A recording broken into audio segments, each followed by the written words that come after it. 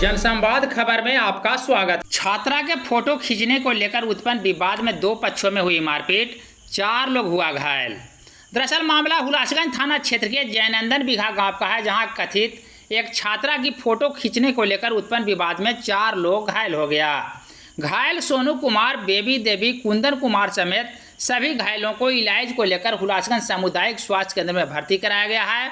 इस बाबत मामले की सूचना पुलिस को दी गई है। थाना अध्यक्ष चंद्रशेखर कुमार ने बताया कि पुलिस शिकायत के आलोक में मामले की जांच कर रही है। तत्काल दोनों पक्षों की ओर से अलग अलग पुलिस को आवेदन दी गई है, जिस पर पुलिस आगे की कार्रवाई में जुटी है।